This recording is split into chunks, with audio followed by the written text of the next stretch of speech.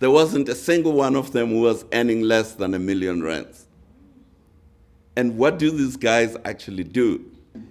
Certainly, the massive consumption by the black elite is unsustainable and has to be reversed. I saw the other day there was the Star newspaper published a whole page about the salaries of the executives of the Johannesburg municipality. There wasn't a single one of them who was earning less than R1 million. And what do these guys actually do?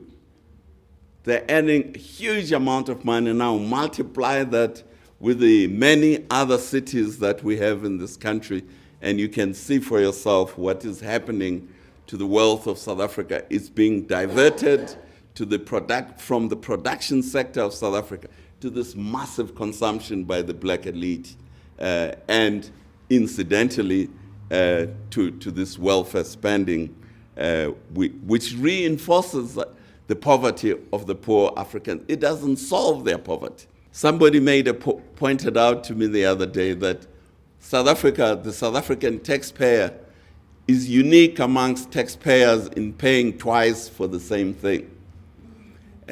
You pay for the medical services of the people of South Africa through your tax.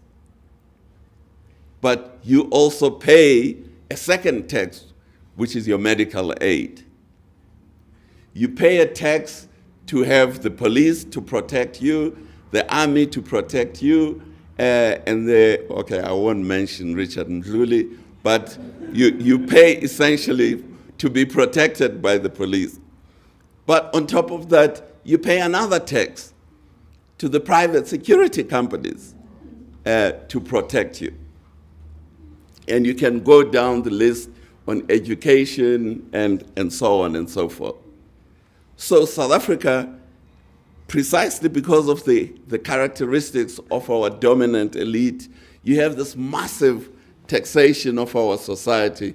And I will come and mention, I will say what the consequences for the development of our economy of this massive tax burden that the taxpayer in South Africa sits with.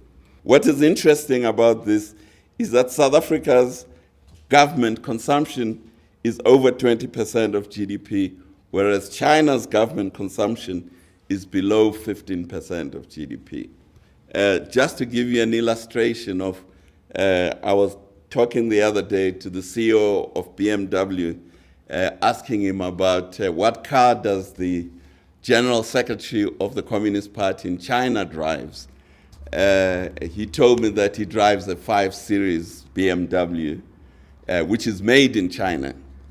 The General Secretary of the South African Communist Party drives two 7 Series BMWs, which are wholly imported from Germany. So that gives you an idea of what the elites are doing to this country. The ANC government is about consumption. It's not about production. The production in South Africa is totally secondary to them, and where production competes with consumption, consumption wins. The first proposal is the development of entrepreneurs. Instead of developing an administrative class, which is what the ANC has been developing in the last 18 years, it has been developing an administrative class. We have to develop a productive entrepreneurial class in South Africa. Without that, we're going nowhere.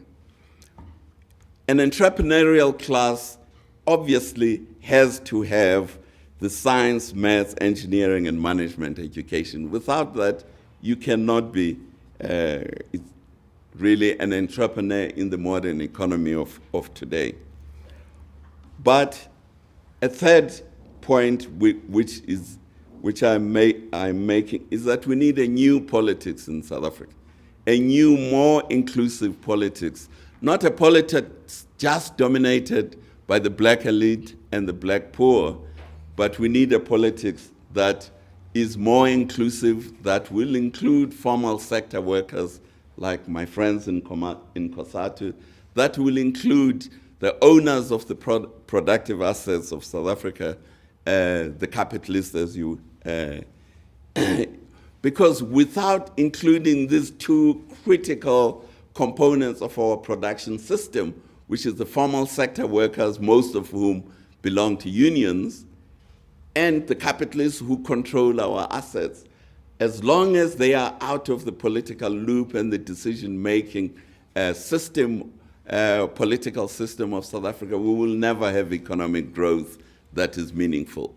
We will be treading water between the 3.5%, which is what is happening to South Africa. Because these two groups, at the end of the day, control the productive assets of this country. And if they are not incorporated into the decision-making of our political system, you are not going to see economic growth.